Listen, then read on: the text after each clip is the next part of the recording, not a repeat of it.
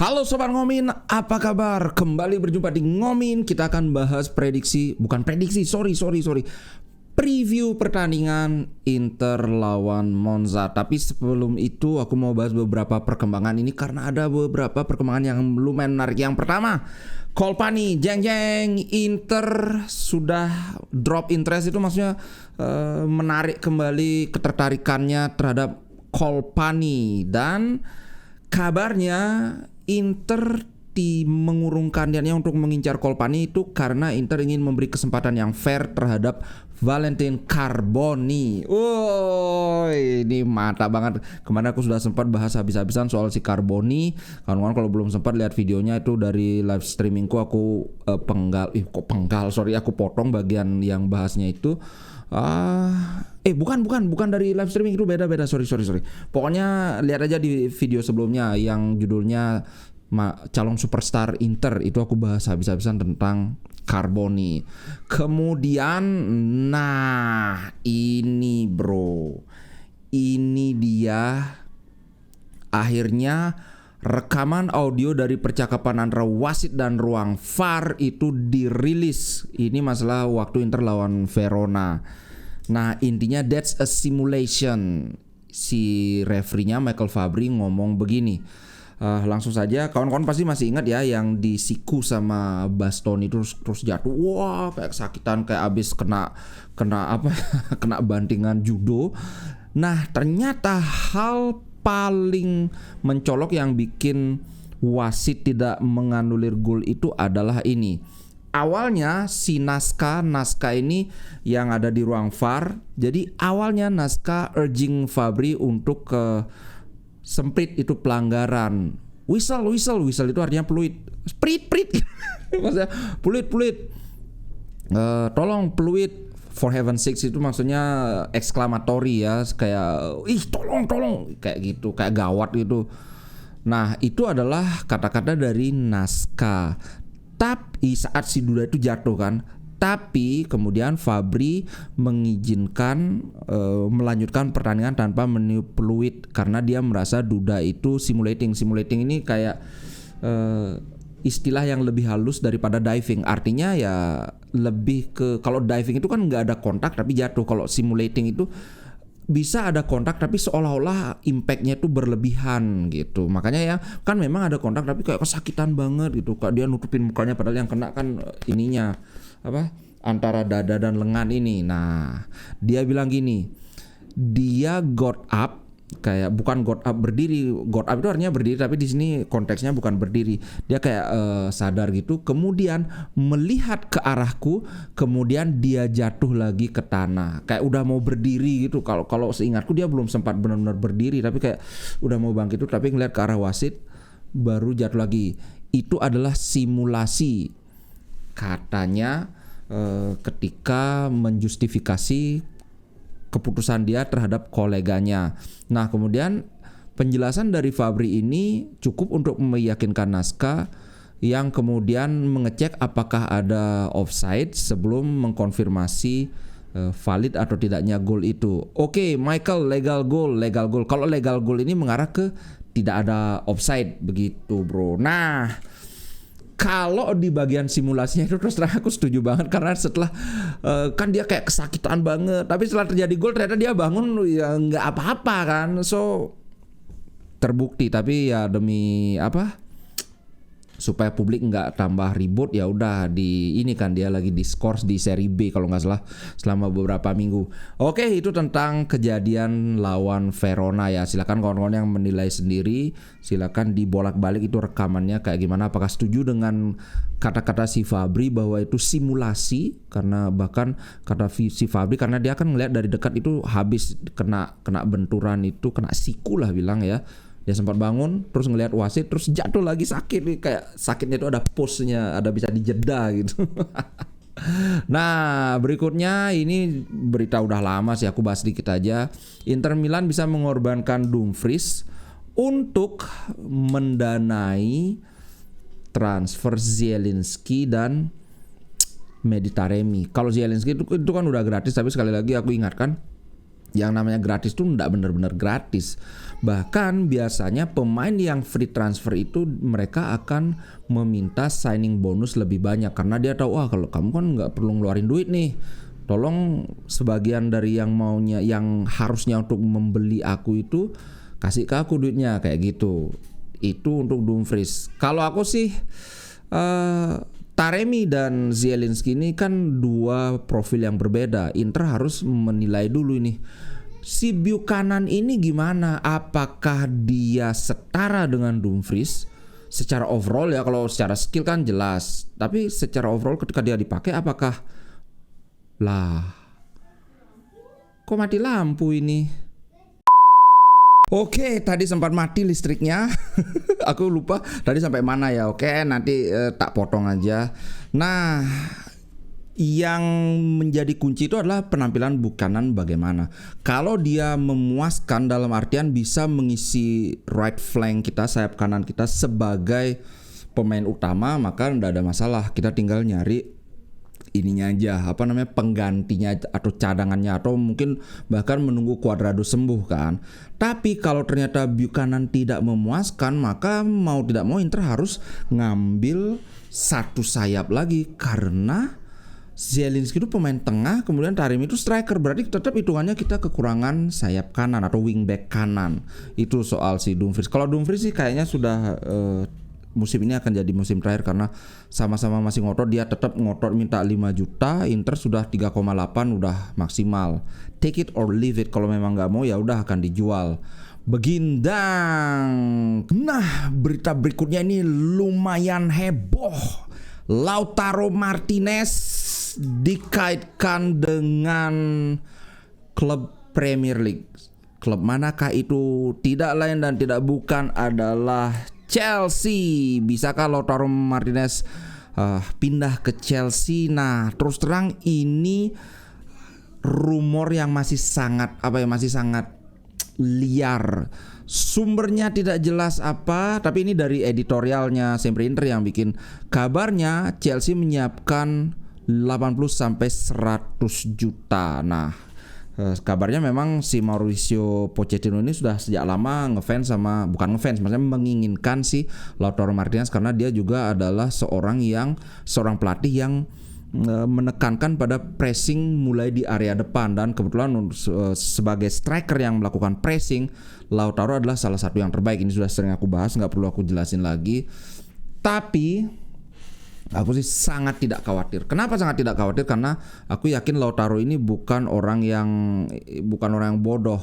Dia tahu dia akan mendapatkan segalanya di Inter kecuali uang berlebih.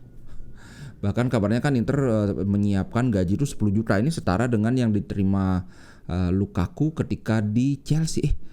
12 juta ya, aku lupa apakah 12 juta dengan pajak apa 10 juta sih Lukaku. Yang jelas 10 juta setara dengan Osimhen dan akan menjadi salah satu pemain dengan gaji tertinggi di Serie A. Kemudian dia jadi kapten, dia sangat dicintai oleh fans. Kemudian keluarganya dia juga sudah happy di Milan, di kota Milano. So aku nggak ngelihat ada faktor yang mendukung kepindahan Lautaro ke Chelsea. Apalagi mantan partner dia yaitu Lukaku pindah ke Chelsea dengan harga mahal, dengan gaji selangit dan gagal total. Dan bukan hanya Lukaku, Chelsea ini terus terang punya reputasi sebagai klub kuburan striker top dunia. Aku ingat cuma satu striker top yang bisa survive dan benar-benar makin bersinar di Chelsea, yaitu Drogba.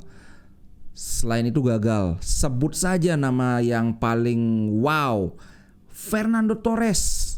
Kemudian ada Andriy Shevchenko. Gimana ngerinya Shevchenko di Milan. Di Chelsea nyungsep. Kemudian yang baru-baru ini ada Aubameyang. Kemudian sekarang Kai Havertz juga nggak ada. Sorry. Kai Havertz di Chelsea apa Arsenal sekarang? Kok aku lupa. Kayaknya Kai Havertz dari Chelsea pindah ke Arsenal. Itulah, aku nggak ngikutin Premier, aku benar-benar lupa. Pokoknya intinya ketika Kai Havertz di Chelsea, entah saat ini atau di musim lalu, dia kan gagal juga. Oh ya, sekarang aku ingat. Kai Havertz itu di Arsenal, sebelumnya di Chelsea. Dan ketika Kai Havertz di Chelsea, Oh iya, dia juga yang ini menggeser Lukaku dari posisi inti. Ya benar, musim lalu Kai Havertz itu di Chelsea. Sekarang aku ingat. Kemudian ada lagi Timo Werner juga gagal di Chelsea. So kalau sampai Lautaro mau ke Chelsea itu sih sudah terlalu bodoh. Oke, sekarang kita bahas pertandingan Inter lawan Monza ya. Stefan De Vrij kemungkinan besar akan menjadi starter. Saat ini Inter sedang menyiapkan finalisasi termasuk ke ininya, starting line up-nya. Dari starting line up tidak banyak perubahan kecuali di sektor center back tengah, kemudian sayap kanan atau wing back kanan. Kalau di belakang kiper ya udahlah Sommer, sudah cukup kita dikecewakan oleh si Mulyadi Audero. Kemudian di kiri Bastoni, kemudian di kanan Pavard jelas. Aku berharap Pavard bisa berbagi dengan Bisek atau mungkin Bastoni yang digantikan dengan Bisek. Kemudian Calhanoglu, Mkhitaryan dan Barella tanpa ada keraguan jelas akan bermain dari awal. Dan seperti biasa ketika lawan Verona, semoga nanti Fratesi juga akan dimasukkan, tapi semoga diberi kesempatan bermain lebih bagus lagi. Di kiri Di Marco, kemudian di depan Lautaro dan Thuram. Oke, kita bahas ya. Kenapa sepertinya De Vrij lebih dijagokan? Karena lawan Verona untuk pertama kalinya kelihatan Acerbi agak shaky. Kemungkinan besar dia sudah mulai kelelahan. Acerbi ini hampir belum pernah absen kecuali cedera di awal musimnya aja kan. So memang sudah saatnya dia istirahat. Walaupun sebenarnya ini kan selisih 8 hari dibandingkan pertandingan lalu. Kalau kita bicara istirahat ya dia sudah dapat cukup istirahat. Cuman mungkin melihat pemain lain bermain menggantikan dirinya, mungkin ini cukup menjadi sebuah lecutan sebagai motivasi. Kalau aku nggak main lebih bagus, aku akan digeser lagi. Itu menurutku ya. Nah, di sektor wingback ini, pertama di sana ada Darmian, ada Buchanan, ada Dumfries. Siapa yang starter? Menurutku ini masih akan Dumfries. Dan kalau Dumfries starter, maka penggantinya itu adalah Buchanan. Tapi ini kan sebuah skenario yang logik gitu loh. Kok logis atau logik gitu kan. Tapi kalau misalnya Darmian yang jadi starter, siapa yang akan gantiin Darmian? Apakah Buchanan? Apakah Dumfries?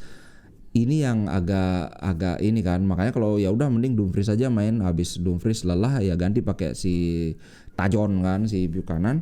Nanti Darmian, di mana Darmian bermain?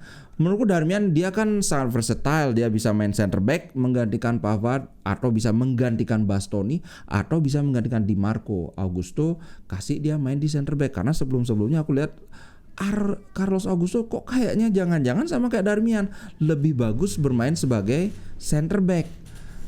Kalau menurut kawan-kawan gimana ini?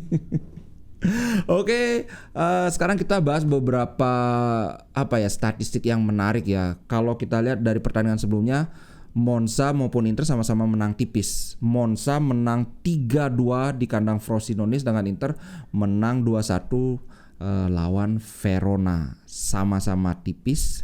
Cuman aku nggak ngeliat pertandingan Monza. Yang jelas pertandingan Inter lawan Verona itu benar-benar drama, dan Inter bermain bisa dikatakan jelek. Ya enggak sih jelek-jelek amat, tapi di depan itu kayak sering sekali terjadi kesalahan.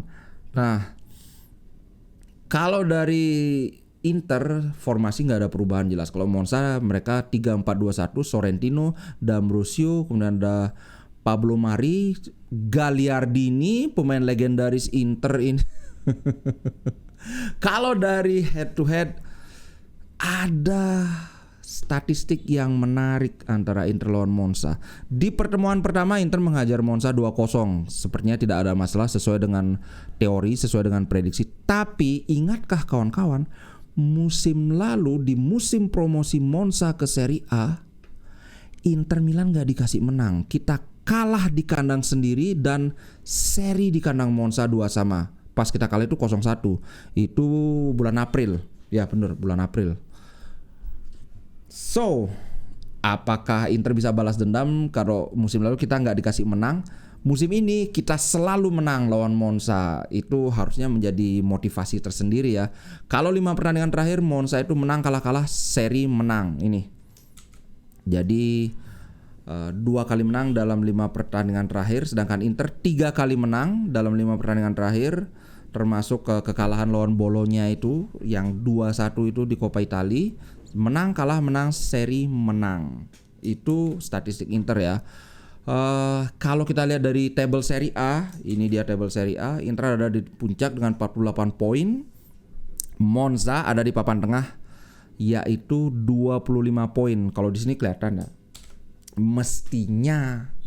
Mestinya sih Inter menang. Tapi sekali lagi ketika kita lawan Verona juga gitu, mestinya sih Inter menang, apalagi Verona itu bahkan di jurang degradasi ini 18, tapi ternyata kita bisa diberi kesulitan oleh Verona, apalagi Monza yang ada di peringkat 11. Itu berapa peringkat di atasnya Verona? 18 kurang 11 berapa? 7 peringkat.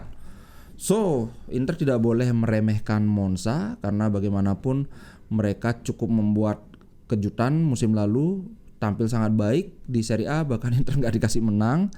Statistik yang menarik adalah begini, Monza cuma menang 3 kali dalam 11 laga terakhir. Tadi kan cuma aku liatin yang 5 laga terakhir, tapi ternyata ini 11 laga cuma menang 3 kali. Selalu mencetak 1 gol dalam 4 dari 5 laga kandang terakhir di Serie A. Jadi mereka nggak terlalu subur ini intinya. 3 laga kandang terakhir Monza di Serie A, mereka kalah lawan Juve, menang lawan Genoa, kalah lagi lawan Fiorentina. Sebaliknya Inter tidak terkalahkan dalam 13 laga terakhir di Serie A. Ya kita kan kalahnya sekali doang lawan Sassuolo itu kan. Menang 10 kali, seri 3 kali. Tapi ini Inter selalu kebobolan 1 gol dalam 2 laga terakhir di Serie A. Jadi ya lagi-lagi sama seperti kemarin, kalau kita bisa mencetak lebih dari 1 gol sudah pasti menang, karena statistically Inter cuma kebobolan 1 doang. Gitu bro. Dan Inter lagi-lagi nih belum pernah kalah dalam laga tandang di Serie A. Jadi ya kalau melihat ini, hasil paling buruk kemungkinan dari Inter itu adalah kita seri. Semoga nggak kejadian. Inter cuma kebobolan total 1 gol dalam 3 laga tandang terakhir di Serie A. Bagus ini, cuma 1 gol. Semoga bisa clean sheet lagi kan. Dan 3 laga tandang terakhir Inter di Serie A, menang lawan Napoli, menang lawan Lazio, dan seri lawan Genoa. Wah ini Genoa ini. Kalau prediksi dari bola.net itu 1-2 untuk kemenangan Inter Milan. Seperti yang aku bilang, kalau Inter bisa nyetak lebih dari 1 gol, hampir pastilah kita menang, karena ya statistiknya kita cuma kebobolan 1, kemudian Monza juga cuma bisa nyetak gol 1.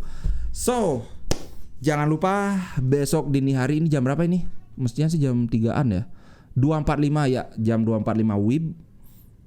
Berarti kalau WITA itu jam 3.45. Ya, jam 3.45 kita live reaction, kita nonton bareng sambil berkomentar seru.